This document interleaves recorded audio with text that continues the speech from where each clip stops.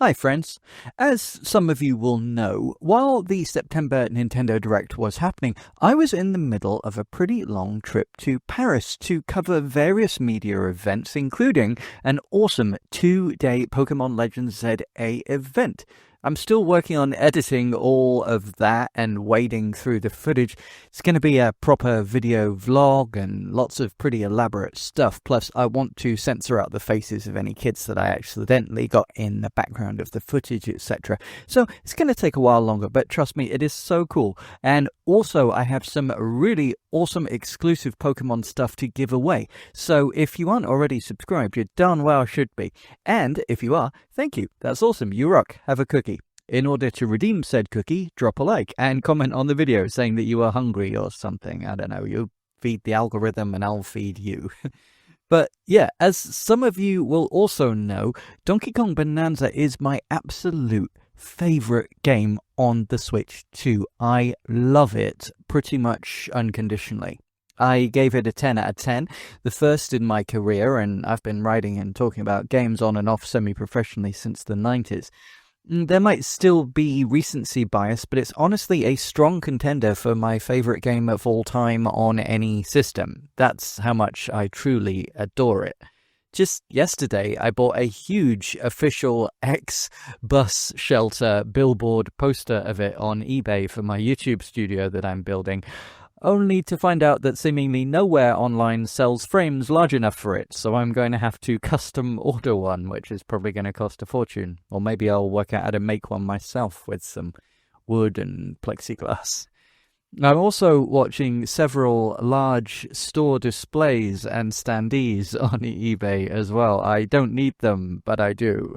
I may have a problem, but that should give you an idea on how much I truly do love this game. So it pained me to be away from home in a hotel watching the Direct and reacting live and seeing that new content for the game was not only announced but immediately available. Shadow dropping? What? In any normal circumstances, for me, this would have been a drop everything moment and everything else could wait. But irony of all ironies, despite it being a portable system, I didn't even actually have my Switch 2 with me in the hotel. Firstly, as I'm still somewhat concerned about such a shiny, new and expensive console getting damaged or stolen while I'm traveling, but also because I decided to go old school for the Pokemon event and travel with my trusty new 3DS XL in a cool retro Pikachu case. You'll probably see it in the vlogs for those interested. So, here we are, over a week since this came out, and only now am I dropping a review. Crazy for me, considering how obsessed I am with DK Bananza. Perhaps it's too late to hit that algorithm and YouTube search gold of striking while the iron is hot, but I know that regular listeners will be interested in my opinions on this, both as an absolute DK Bananza glazer, but also as someone that is quite outspoken about what I think is and isn't good value and good practice when it comes to releasing DLC for games. And as a game dev myself, I have very strong opinions about what I am and aren't willing to do and charge with my own titles. I mentioned loving DK Bananza unconditionally, and I still do, but when you love someone unconditionally, that means that you can still love them even if they disappoint you, hurt you, betray you. Does this DLC enhance the game and make me love it even more? Or does it actually hurt my overall opinion of the game? Like I felt some of the extra content in Mario Kart 8 Deluxe actually lowered the overall average quality of the content, and thus the expanded game actually gives me a slightly worse impression overall despite being bigger. I have a lot of mixed feelings and opinions about this particular DLC. I kinda love it, and I also kind of hate it, and I kind of feel like it could tell us a lot about Nintendo's feelings and strategies for this generation as a whole. We have a lot to break down, and I'll dive right into it after I quickly read the newfangled, slightly updated podcast intro. If you're a regular listener who now skips these intros, you know what to do. Drop me a like and a comment as you're doing so, please and thank you very much. That offer of a cookie is still very much available, or I guess a banana if you prefer a healthier and more thematically on-point snack. Retrobird, I got you. And I'm talking about video games. Okay, new intro read. Speedrun. Hi everyone, welcome to Daily Switch 2, a podcast covering everything related to the Nintendo Switch 2, attempting to release at least one new episode or video per day to YouTube, Spotify, and your favourite major platforms.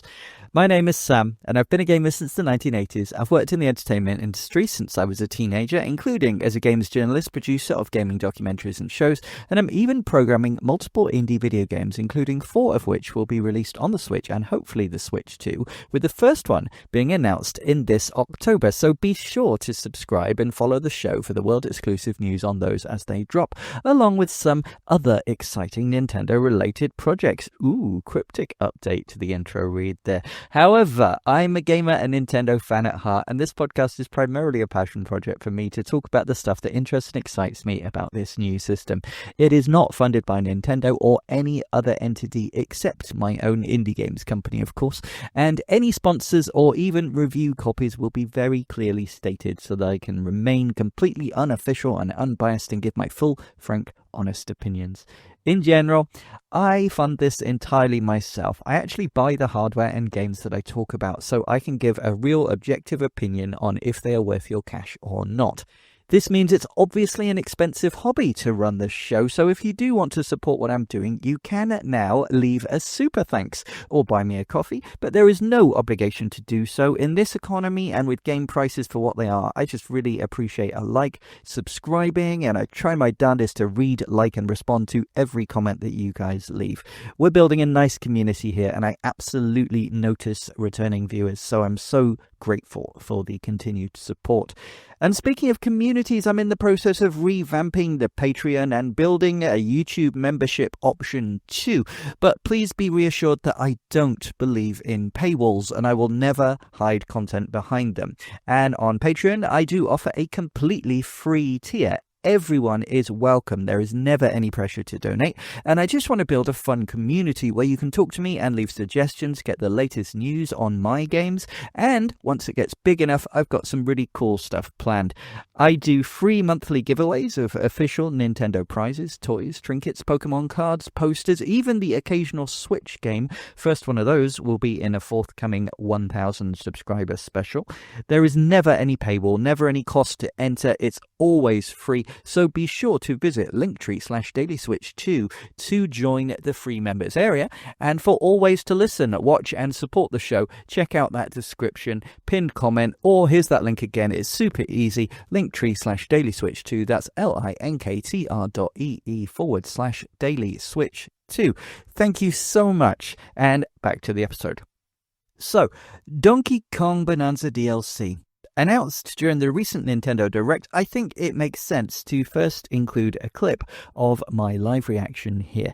It's only short, but for those that want to skip because you've already heard it, as always, there's timestamps in the description and pinned comment. I think it gives some context. So here we go.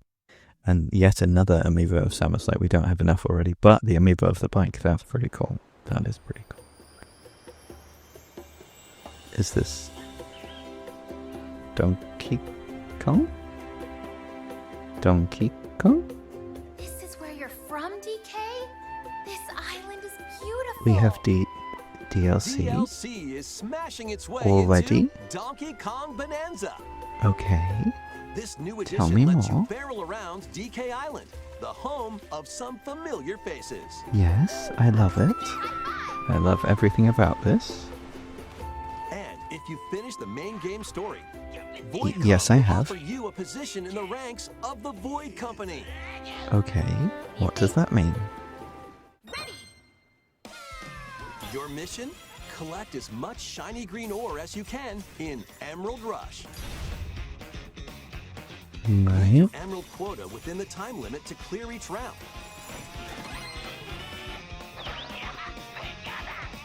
The key to amassing emeralds is collecting fossils to gain perks. collect a fossil, and you'll I've gone silent because I'm really trying to listen to try and work out what this is, because I mean, if you listen to me regularly, you'll know that DK Bananza is absolutely my favourite game on the Switch tier, and one of my favourite games of all time, so more content is great. Gain and stack perks, then collect oodles of emeralds. This looks fun, but it looks like a little kind of... You can also smash Banandium doesn't gems to gain random skills that power up it Donkey doesn't Kong during it looks your like a run. small kind of side mode. It doesn't look too substantial. I really like the fact that you can go to DK Island though. That's really cool. But I hope that Fossil it... and Banandium gem locations stay the same. Refine your winning strategy with each go. I hope that we get some kind of substantial content. When the And is run this ends, free, you'll or are get we going to have to in-game pay for it? rewards based on how well you did. Because it's very soon Play can to have net you paid new DLC, matches isn't it? and statues to The display game on only DK came out, Island. what, a month and a half ago? Plus, you'll get to play 2 months ago, Emerald maybe? Rush on more layers. Take on the challenge to earn Right, that so it's not... promotion. So the new mode is not just... The is not Donkey only Kong in Bananza, DK Island. Island and Emerald Rush. The DK Island and DLC Emerald Rush are separate. launches on Nintendo Switch 2 Today! later today. Plus, Oh. a free demo of the main game will also And a be available demo. on Nintendo Good, well that'll eShop sell later more today. copies to people who were on the fence. Okay, well I mean... Donkey Kong Bananza is I would getting be paid getting that. DLC called DK Island and Oh yeah, Emerald he Rush. just said paid DLC. Please look forward to I don't know how I collecting feel lots of about emeralds that. in I Emerald mean, Rush obviously it's and my favourite exploring game. this modern take on I DK Island. am happy there's more content. Next, I will be paying for please it like a take look at sucker. this. But that's come out very soon after release. It feels like it could have been on the cart. You know. But, Oh, Pokemon, what is it? You know, it's funny when listening back to that. I can hear just how tired I was, and I can remember recording it on my laptop whilst in bed in my hotel, trying not to make too much noise in case the people in the other rooms could hear. Weird how I can feel nostalgic for something just a week or two ago, but yeah, while I was exhausted, it was such a good trip. That Pokemon stuff, man, oh my god, you're gonna flip when you see it. So, from my reaction there, I think you could feel how I was feeling, and I think my instincts were mostly correct. Immediately upon seeing DK Isle and hearing the music and Pauline's new dialogue lines, I was completely sold and excited to explore. I'm a huge fan of the Donkey Kong Country games, so yep, all these familiar areas and the new graphical style, I was very, very happy to see it. But once the Emerald Rush stuff started, I got a little concerned because the DK Isle stuff was over very quickly and it didn't show much actual gameplay, whereas I felt that's what should have been the real substantial bulk of the gameplay, a huge level or even multiple levels based on the retro stuff with new Banandium gems, etc. Ideally a whole mini retro-inspired single-player campaign. The Emerald Rush portion seemed to have far less potential as far as I was personally concerned on my first reaction. It looked fun, but also like a quick throwaway side quest or extra unlockable challenge mode like the Rambi stuff. Something akin to the Luigi's Balloon World update in Mario Odyssey, perhaps, which, let's not forget, was free. I went quiet because I was listening to try and hear anything that might give me hope that it was properly structured and designed and there was some new content attached to it. But no, it's basically randomized roguelike stuff on the existing levels. Sure, that means it's theoretically infinitely replayable, but it wasn't hugely appealing to me on first glance, and it looked more like something that I might try out for 10 minutes, have some fun, but not particularly feel like going back to. While I loved everything I saw of the DK Isle area, and I really wanted to explore, but it looked like there wasn't really much to actually do in that area, no matter how nicely modelled everything was, which felt strange. I was very happy to see Diddy, Dixie, Rambi, Squawks, but it didn't look like any of them were playable, and I wondered whether they would give challenges or tasks, but again, nothing of that kind was shown. So I felt concerned. So all throughout the while, I was very excited for more content and happy to be able to explore the retro area, but I was concerned that it would be very bare bones, and I was thinking that if it was paid DLC rather than a free upgrade, then that would be a hard sell for a lot of people. And frankly, I also kind of felt that both modes looked like things that should have been included as unlockable bonuses of the base game, and I felt somewhat annoyed that something as basically essential to DK as his island was not included on my physical cartridge, and instead reliant on servers, despite almost certainly being ready at the time of launch, and then held back, let's face it. Those were all of my thoughts, all happening at once, all while recording live and trying to react, and kind of a roller coaster, but obviously in a runaway minecart. I still knew that it was a foregone conclusion that I would be instantly buying and downloading this as soon as I got home. Just the chance to add DK Isle as an explorable area into my favourite game more than secured that inevitability, but I'm a hardcore Donkey Kong fan. My concern off the bat was that if the DLC didn't just completely knock it out the park, or if the price was too high, that it could cast a negative light on what was currently the best, most compelling argument to buy a Switch 2. And yeah, if you haven't gathered already, all of these instincts were basically correct. I love the DLC when taking it just for what it is, not for what I wish it was. But I also kind of hate it because it's overpriced, it's undercooked, it should have been free and preferably included on the cartridge from day one. Okay, but these were just first impressions. Let's review the actual content now that I've had time to buy it, thoroughly explore everything on offer, and give it a fair review. Obviously, just like the title of the DLC itself, we have to split this part into two sections. First of all, let's talk about that Emerald Rush mode. I'm somewhat biased because, as I've regularly said on this show, I vastly prefer very precisely designed levels, layouts, and challenges, especially for platform games, rather than just random or procedurally generated gameplay challenges.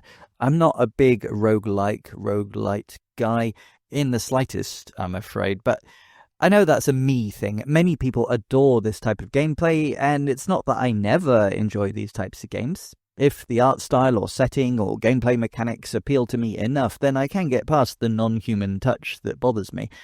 I like No Man's Sky, for example. In the previous Partner Direct, I was pretty interested in Absalom. In this same Direct where this was announced, they had Hades 2, which is a game that I certainly admire a lot and might well get. The first one was pretty fun, and of course the art style is amazing. So I already know that I love these characters. I find them very fun to control, and I enjoy the basic gameplay loop of DK Bananza a lot. So if any game is going to convince me to try out its roguelites tacked on separate mode, it's this one, frankly. And you know what? Yeah, it is fun in small doses. I've heard some people say that this is the star attraction of the DLC, and honestly, I don't personally agree. I've played it for a couple of hours, well, maybe 3. I've had fun, but I don't really feel any urge to basically ever go back to it. Whereas I'm not sure the novelty of running around DK Isle will ever wear off for me. But I totally see that for others, they will have seen everything there is to see on DK Isle in 10 minutes, but if this particular gameplay style gels with them, there is potentially infinite replayability here. It's a bit like a sports game, football or whatever. To some, you are playing the same thing over and over again without really experiencing or seeing anything new. The stadiums are the same, the players are the same, the balls are the same, you're not unlocking any new modes. Whereas to others, it's all new all the time, because no two games of football are the same, are they? And you never really know how it's going to play out. So you have to get skilled at it and learn to react immediately as things happen. You can't memorize where everything is or when everything is going to happen like you can with a platform game or something, or a shmup. I can see that. I just don't think that for me personally, Emerald Rush is as well designed and balanced as an experience as the best sports games, board games, card games, or whatever. It really does feel more akin to that aforementioned Luigi Balloon World mode, but with some bells and whistles. Your mileage will definitely vary, though, and I've seen some people who love this mode without question and are completely addicted to it, and I'm really happy that they're enjoying it. I don't want to crap on something that other people like, different strokes and all. But what is Emerald Rush mode? I hear some of you asking if for some reason you've waited to hear my opinion on this and have not seen, read, or listened to any of the many other reviews out there released in the last week. Well, no spoilers for the main game, but this mode is only available if you have completed it. Which, by the way, only does more to make me feel like this mode was originally intended as an unlockable bonus. If you, for whatever reason, have never completed the main game, but you buy the DLC, you won't be able to play this, which is kind of crazy. Either have content to be pay to unlock, or play to unlock. The fact that you can pay for this extra content and not be allowed access to it if you aren't good enough at the main game is frankly the kind of thing that people could legitimately ask for a refund over. It's madness. Anyway, like I said, no spoilers, but this mode only appears once you've completed the main game, because story-wise, the big bad guy from the main game, Void Kong, is now living on DK Isle and has changed his vocation, now wanting to start a new emerald ore mining corporation. Basically, the gold from the main game has been swapped out for emeralds here for some reason. I've no idea why this mode couldn't have been a gold mining subplot, but sure, the emeralds at least look visually different, and it's all very pretty. Anyway, Mr. Void Kong's new venture seems to be going well. No mean feat in this economy, after all. He has orders coming in that need to be filled fast, so he enlists DK and Pauline as freelance employees to help him to meet his quotas. Yep, suddenly the bad guy is your boss, but you're all seemingly pals collaborating together. It's kind of funny as a setup, but oh well, it gives an excuse for me to actually do something on DK Island, foreshadowing there, so I'll take it. Basically, Void Kong gives you a quota and you have 99 seconds to fulfill the order. This is easy to begin with, but the more rounds that you play, it becomes more difficult, and now you need to use perks in order to fulfill them. So you need to find fossils around the stage. Some of them will increase the amount of ore that you get when killing a baddie, give bonuses to different Bananza transformations, make treasure chests appear more often, and several other potential ways that can help you get more ore a bit quicker. Each fossil gives you one of these perks and you add them to your build. For those not familiar with this kind of gameplay in other games, basically at the beginning of each run you are a basic ass Donkey Kong, but you can upgrade him with certain amount of perks and mix and match them to best combine what you think will be the best, most efficient combination to fit your playstyle and strategy, or at least out of the randomized perks that you find in the fossils during the time limit of that run. Regardless of whether you succeed or fail in this particular run, everything resets to 0 for the next one. Completing goals gets you chips, and you can use these to upgrade and level up in different parts of DK and Pauline's skill tree style, which can be used to make certain tasks easier and tailor the game to the style of gameplay that you find more fun. For example, do you prioritize speed, agility, or destructive power? Another strategic element is how you move around from one area to the other on the island. Of course, it's all one large interconnected island, but you can fast transport a limited number of times to different parts, but you can also place barrels wherever you want and use them to blast to each other, which is a neat use of the classic element from the DK games, repurposed in a way that actually makes sense in the context of the game and is actually useful. It's all pretty fun, you know, and given how perfectly DK controls, and being that you're playing this mode, that means that you've completed the main campaign, so you probably are pretty good at handling him and combining his moveset to do cool stuff by now. So this is in some ways the perfect way to show off your skills. But it does have the problem that I typically have with roguelikes. The random nature of everything means that sometimes you'll get challenges that are ridiculously easy and therefore boring because it's not even slightly a challenge, and other times you get ones that you basically know are impossible from the jump and you just have to kind of wait for the timer to run out and hope you get lucky next time. There is some strategy to it. It's not entirely random. When you find a fossil, you can choose what to take from it. The choice of one of 3 randomly selected perks, or you can refill your energy, or even change the goal that you've been given by Void Kong. On the one hand, that's really cool, but on the other hand, it kind of means that you feel inclined that anytime you're asked to do something too hard, you can just kind of swap it out and keep mining more and more ore super quickly and unlock everything faster than you would have done if you were actually forced to complete everything in order before moving on. To be clear, you can control the approximate difficulty that you want to work with. You can choose more difficult challenges for bigger payouts or easier tasks to be able to play more casually and slowly build your bounty. But the random element still means that sometimes it messes up and gives you something laughably easy or frustratingly difficult.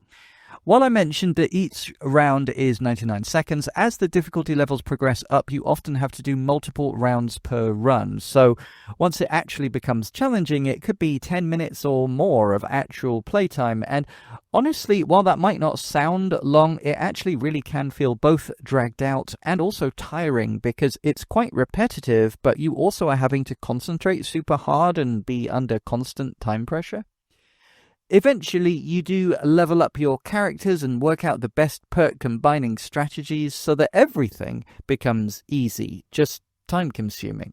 And that's when I tapped out, frankly. I'd already unlocked everything and was no longer finding it challenging, so why would I keep going? I guess those that find it fun or get in that kind of hypnotic turn your brain off and play on autopilot mode, just like to see numbers go up cookie clicker style, they will get it. But I don't know, it's just not for me. In fact, I know that some people will absolutely love this mode and will find it much more addictive and moreish than I do. So that's cool. But even in that case, is it really that much more than the Ramby Rumble mode in the base game? Or that free DLC of Luigi's Balloon World and Odyssey that I've mentioned like 3 or 4 times now? I keep coming back to that in my mind. The thing that does elevate it slightly beyond that, though, is it does give you a reason to come back, at least for the first few hours. The Voidco company that you are working for has a set of rewards for performance that unlock the more that you play, and the better that you do. You'll have like a company card and slowly fill it out as you unlock things. This can unlock new perks, which obviously makes more difficult targets easier to fill. You can unlock the ability to play the Emerald Rush mode on other layers and not just DK Isle. Though sadly these aren't new levels, they are just areas from the main game being reused. And most interestingly, or compelling to me at least, and the reason that I kept going for at least a few hours despite getting kind of bored of this mode pretty quickly, you can unlock new costume items, which is cool. That said, I managed to grind this all out and unlock everything pretty quickly, but it did keep me playing longer than I would have been inclined to if there were literally no motivation to play except finding the mode fun or wanting to beat a high score. You might think that the biggest reward would be getting to play Emerald Rush on different layers, but frankly, I don't particularly enjoy the actual gameplay of the Emerald Rush that much, so the real appeal to me was running around the new area that I'd not played before, especially as it's DK Isle, i.e. Donkey Kong's home turf from the Donkey Kong Country games and Donkey Kong 64. DK Isle is frankly an absolute delight to explore, especially for a fan. It's beautifully modeled, rendered and lit. There is tons of Easter eggs and lore for long-term fans to appreciate, and appreciate it I did. It's surprisingly large and expansive, and it's just so much fun to run around, for me at least. DK feels happy to be there, and it's really touching to feel like he is actually showing Pauline where he grew up and letting her see his home and meet his friends. I love it. For me, this is what makes it worth that $20. But if you don't feel as close to the characters and history of the series as I do, then you might feel disappointed at how little it contains in the way of actual gameplay challenges. Other than the aforementioned Emerald Rush mode, there isn't really anything to do in the way of specific gameplay. Like, There are no unique fossils or Banandium gems, no missions, no bosses, etc. The trailer showed a lot of variety in the areas and scenery, and that's true. But if you've got the impression that this would be like another full layer or even a small side campaign with single-player content, you may well feel disappointed. This isn't really a level as such. It's just more a fun retirement home for DK and Pauline to mess around in after the game is over, rather than a new adventure. Again, it feels like it would have been a brilliant fan service reward for just finishing the game. But it could so easily have been made better value by using this excellent location design and making it into an actual level with proper objectives and things to do. The best way that I can describe this feeling of running around DK Isle, for those of you who will know what I'm talking about at least, is it's like Sonic World in Sonic Jam on the Sega Saturn. It looks like a game. A frickin' awesome game that you as a fan want to play for hours upon hours upon hours and never stop. But in reality, other than a few basic challenges that you can very quickly complete, it's more just a sandbox proof of concept, filled with cool museum-style stuff for series fans to look at, but not really anything to do from a gameplay perspective. Now, don't get me wrong.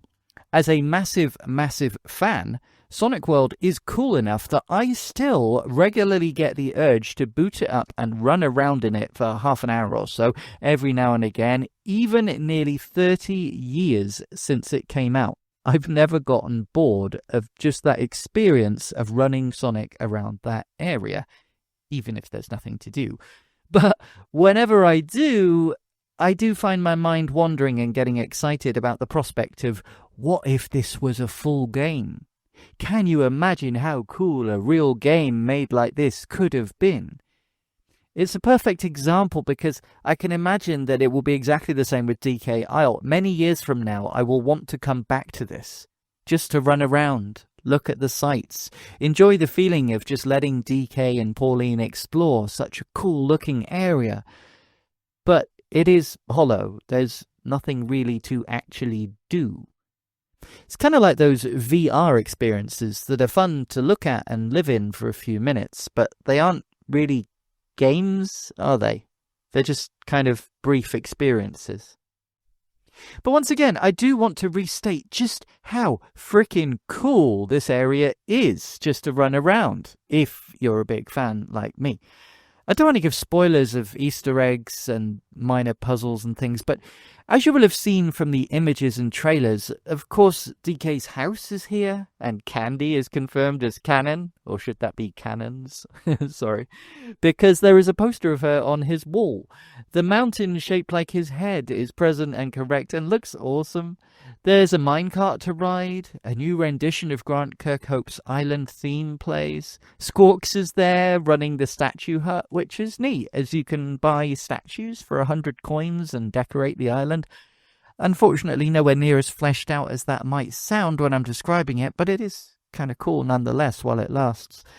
The biggest thing for me is that you can ask Rambi to bring Diddy, Dixie and Cranky back to DK Isle, which is really nice from a lore perspective. But they don't really do much other than give photo opportunities. I do like the implication of all the characters living together happily on the island. It's nice to see, and it does make me happy. I just wish that they were more interactive or even playable.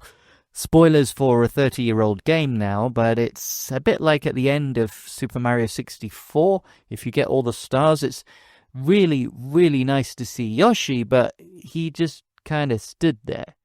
He doesn't do anything.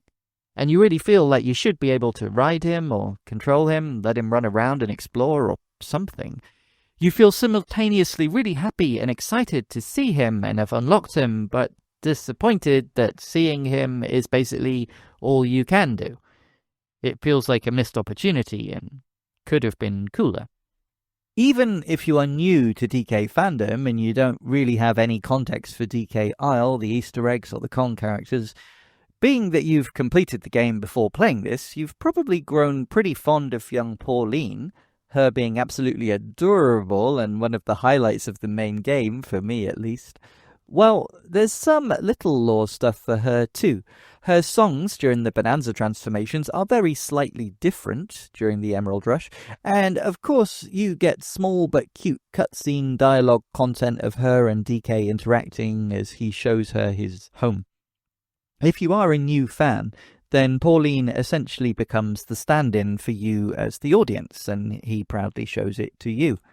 That's nice. It's very minor, and I wish there were more, but what is here is good, and I do feel that it does add to the game overall. So yeah, DK Isle is a really cool place to explore, especially for fans, and the Emerald Rush mode starts there and gives a really cool gameplay reason to spend time running around and exploring. But once you've tired of that mode and unlocked everything, bought all the statues, got the few costumes that you can unlock, there's no actual gameplay or challenge missions here. It's more like just a fun place to chill out and hang out as a reward for finishing the game. And you know what? There isn't even multiplayer.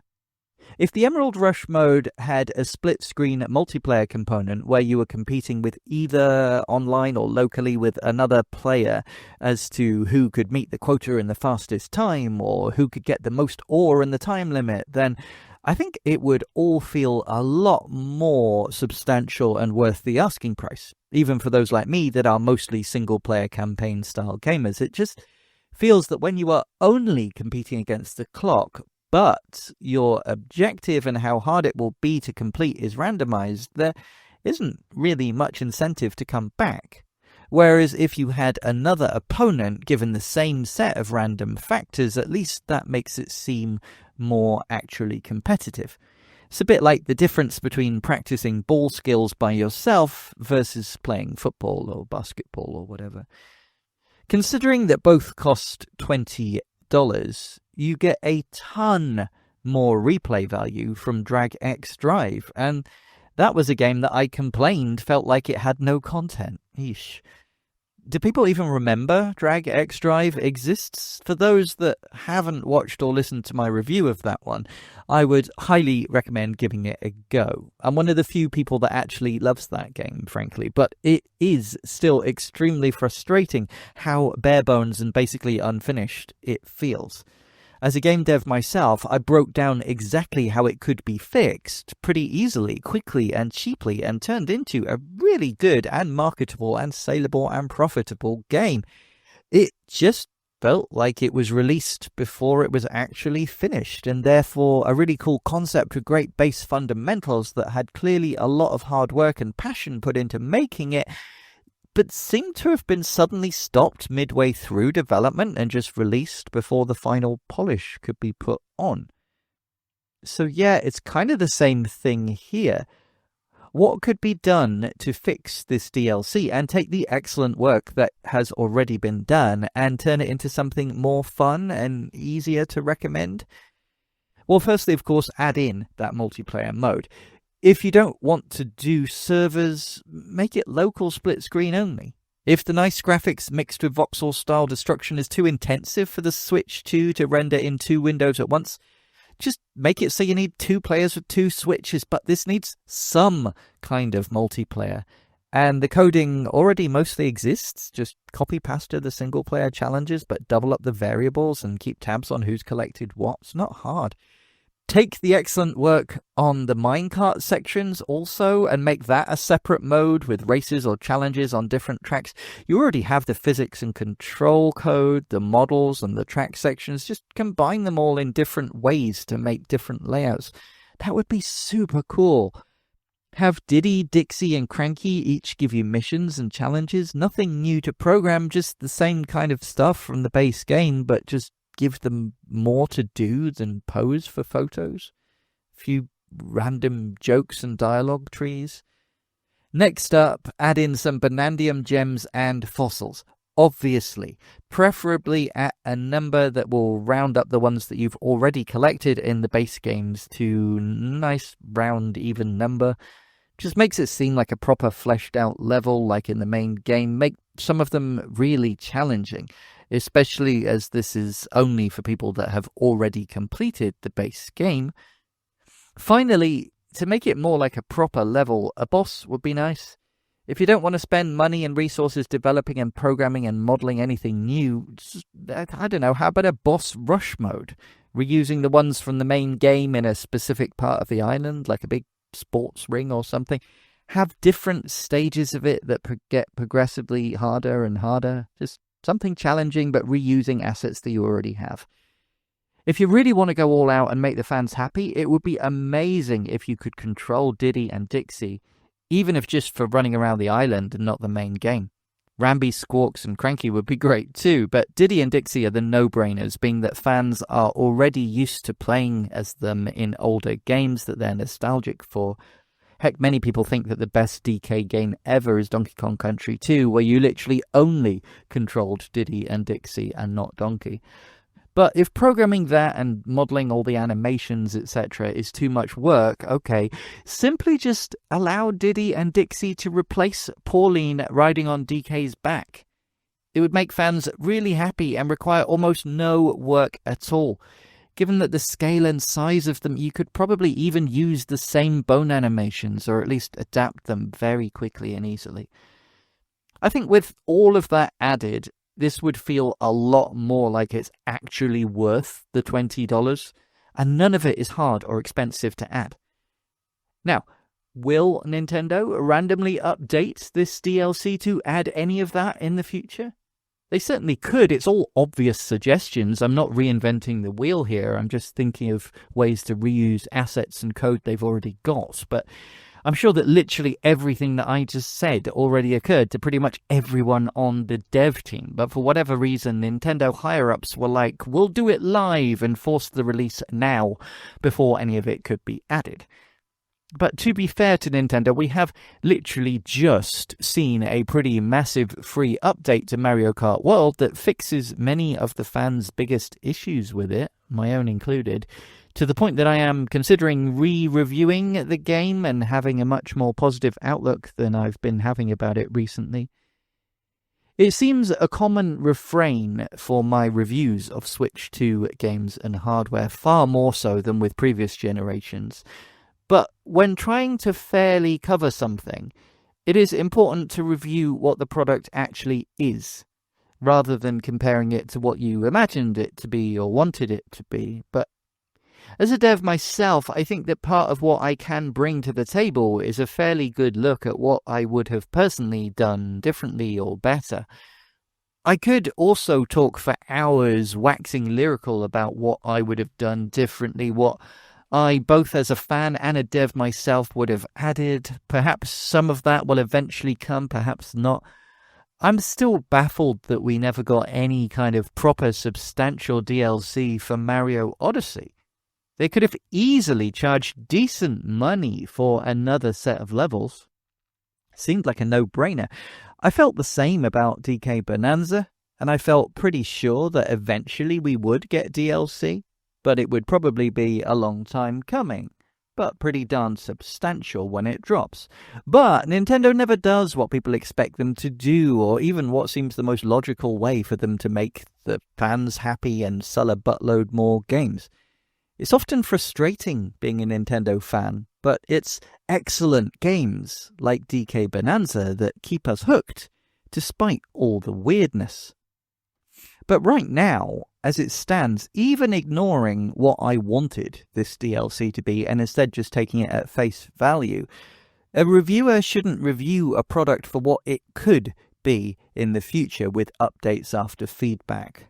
Despite our modern culture of patches, updates and games never truly being finished, simply eventually abandoned, but instead we do have to review only what it is available at the time of said review.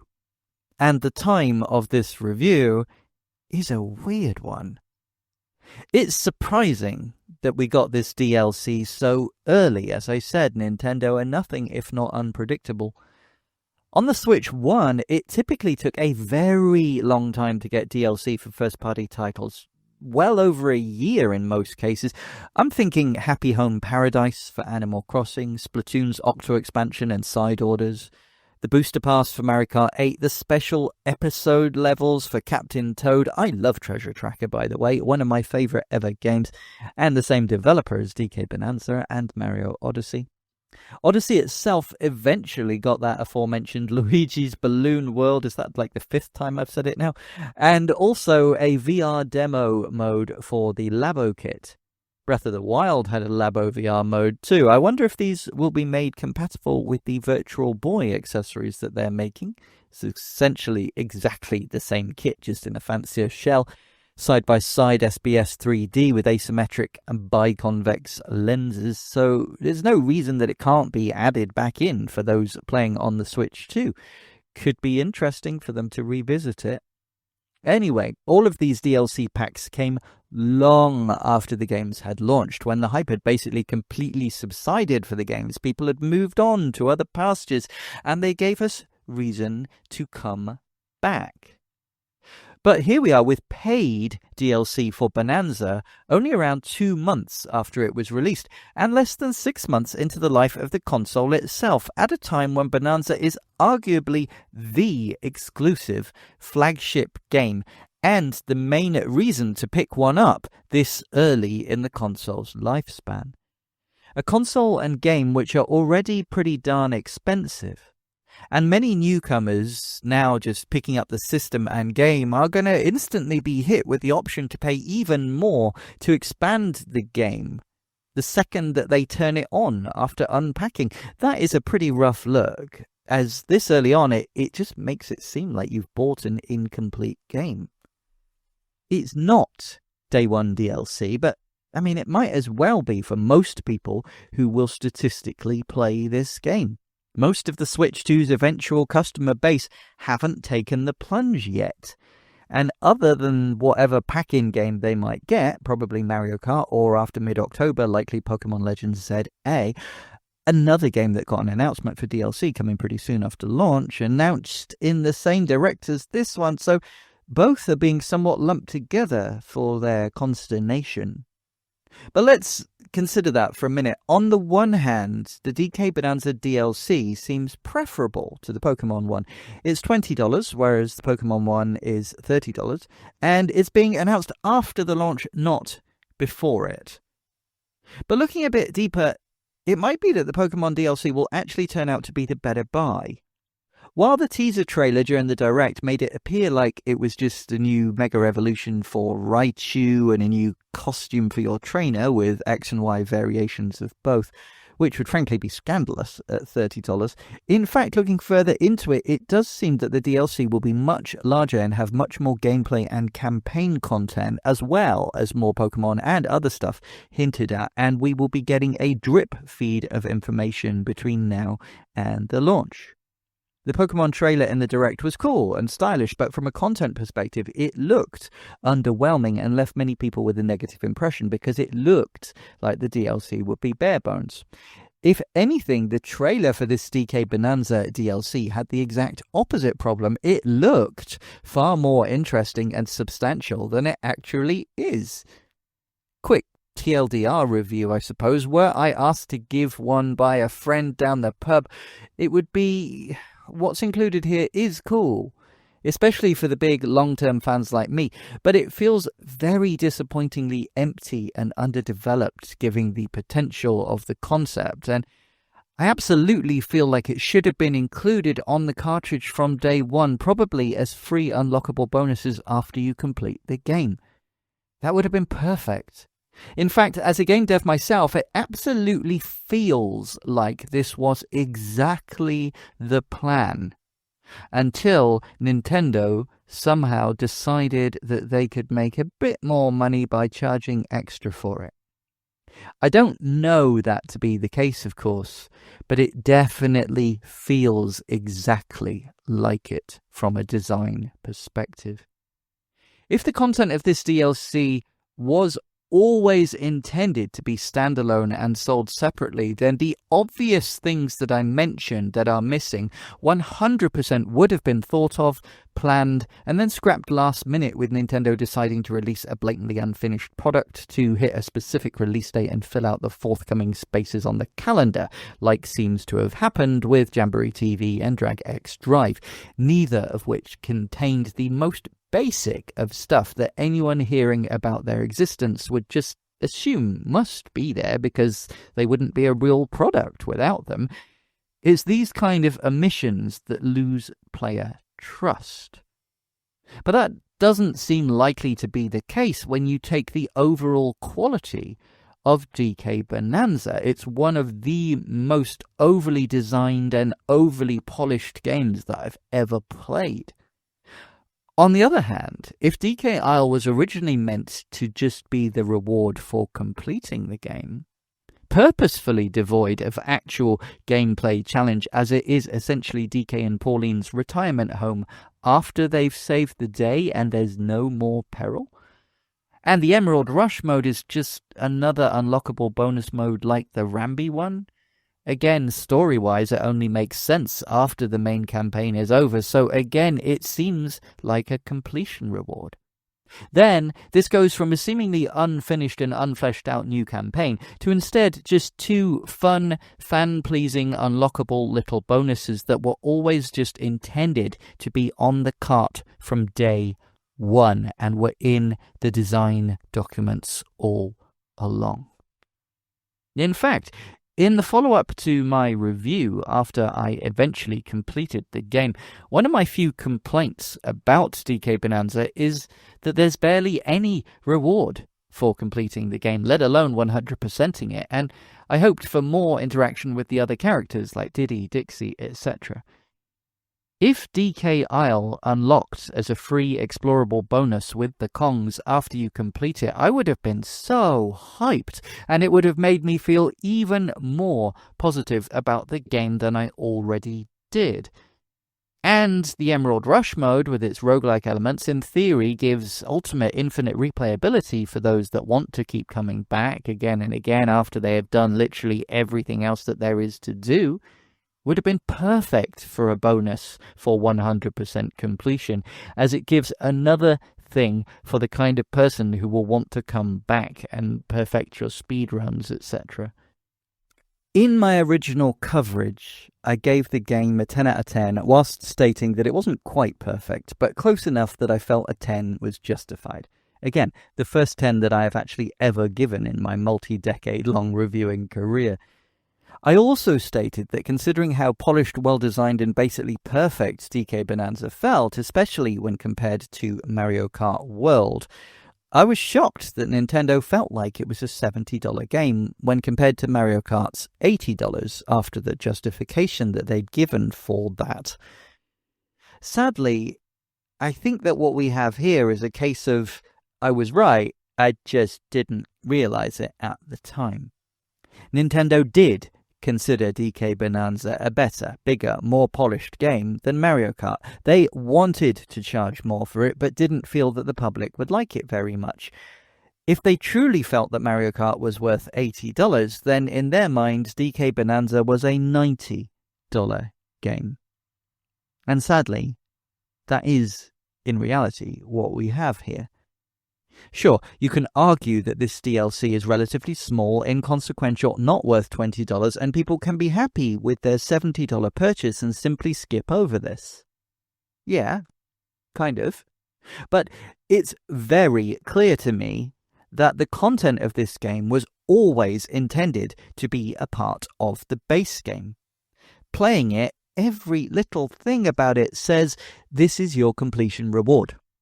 Hell, they don't even try to hide it. You have to complete the game to be able to access the DLC, even though you've paid for it. Like I said, it is not unrelated side content, like, for example, Bowser's Fury, the upcoming Bella Bell Park, or even Jamboree TV. It's the stuff that you get after you finish the game.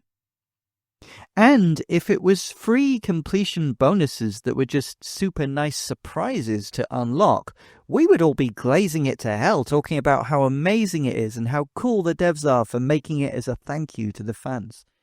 And I'm not blaming the devs here. I'm sure we'll never get confirmation because NDAs and public image nonsense, but it is so clear that this is actually what this is.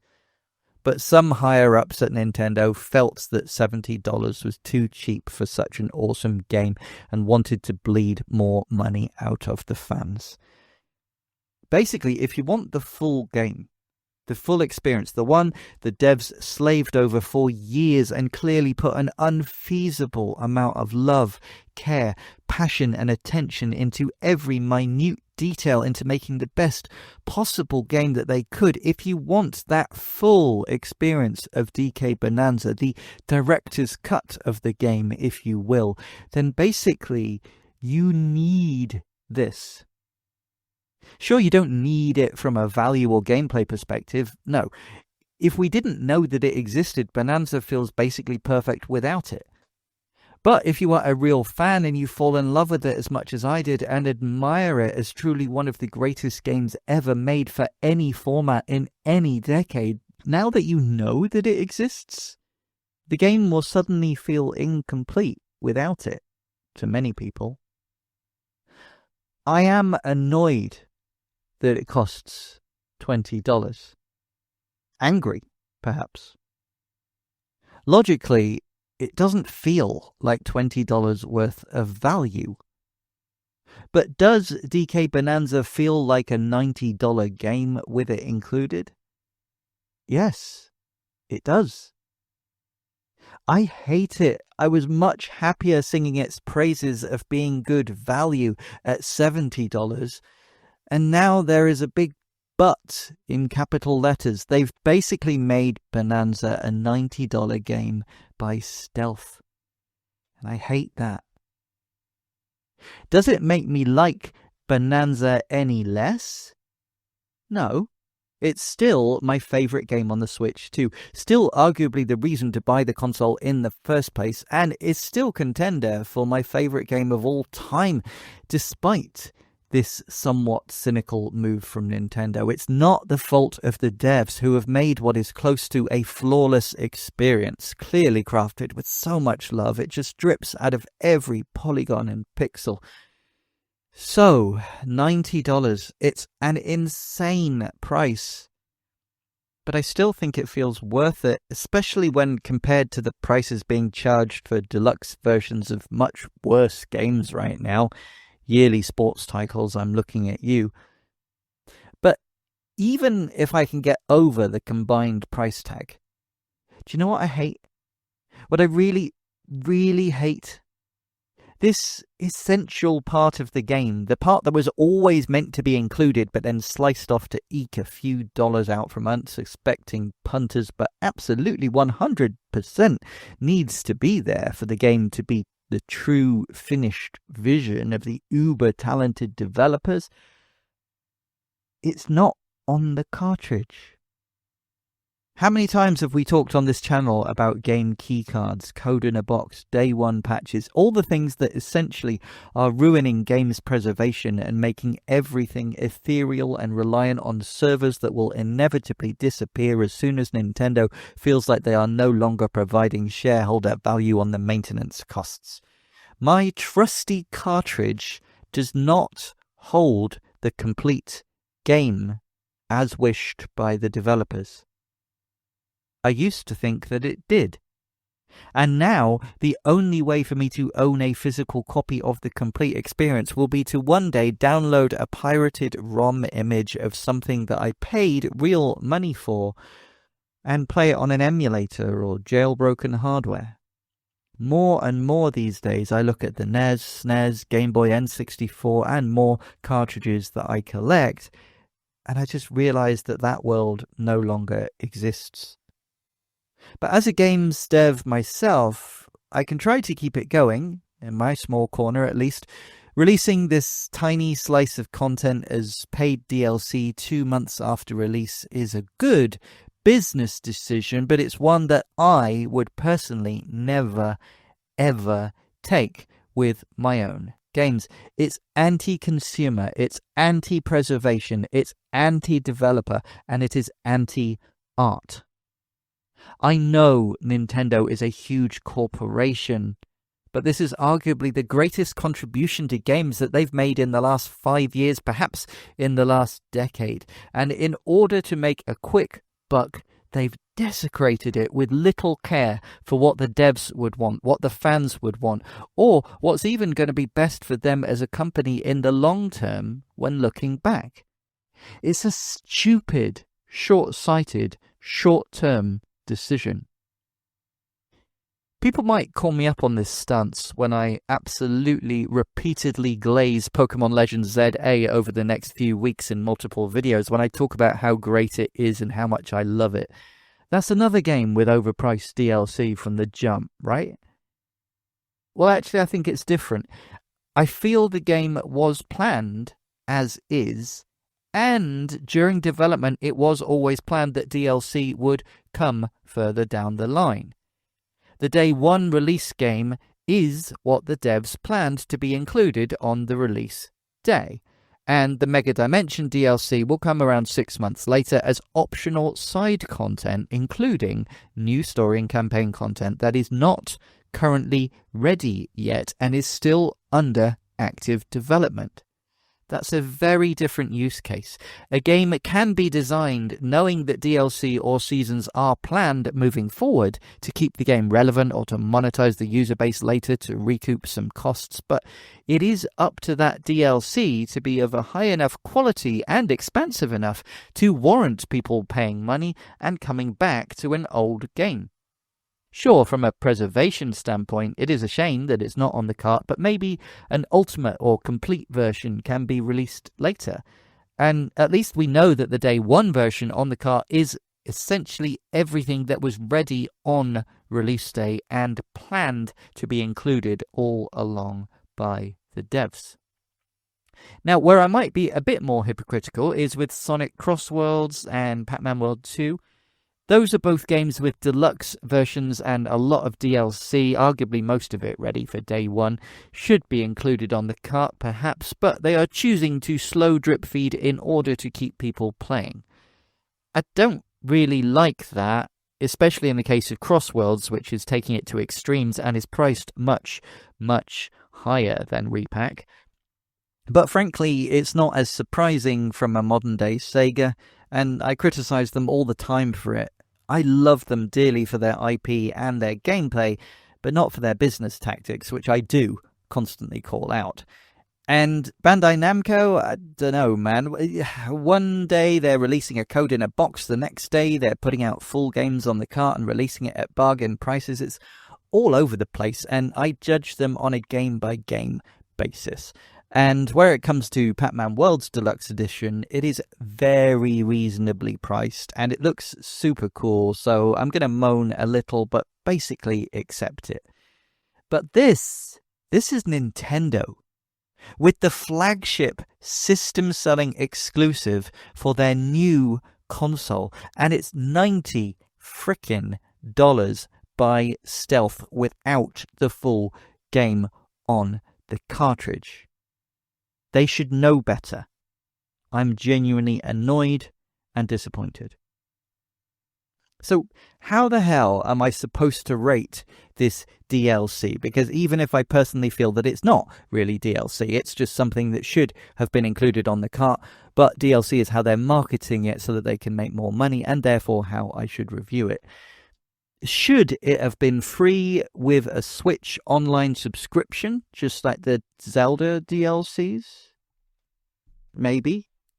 I'd be complaining less, but not really, because should it have been just a free download regardless, just a free update to thank people for buying? Yes, it should, but we'd still have the very clear issue of this not being true DLC. It's cut content. Day one, it should have been on the cart. But that's a whole lot of should. Hindsight is 2020, and as Tony Robbins once told me, should is a 4-letter word. If you say it to yourself, I should do this, I should do that, you'll never get around to it, and sooner or later you just should all over yourself. Replace the word should for must. And right now, whether I want to or not, I must review this DLC, even if I wish the circumstances around its release were different. Okay, deep breath. Is the content substantial? No. Is it good value for $20? Hell no. If you are hard up for money and this is your last $20 to spend on a game, buy frickin' Silksong. Or save it and buy one of my games. I'll be announcing my first one towards the end of October, just saying. Subscribe to be one of the first to hear the news. Or join my free Patreon tier for discount codes and the first notifications for pre-orders. Plug, plug. Sorry, I'm trying to get out of giving a final review score again. I should carry on. No, not should. I must carry on. Sorry, Tony. Here is the thing. No, it's not substantial content. No, it's not good value. But there is a but. A big gorilla-sized but, which for some reason you can now choose to dress up in dungarees if its nakedness offends you as much as this alleged so-called DLC offends me as both a Donkey Kong fan and a game dev myself.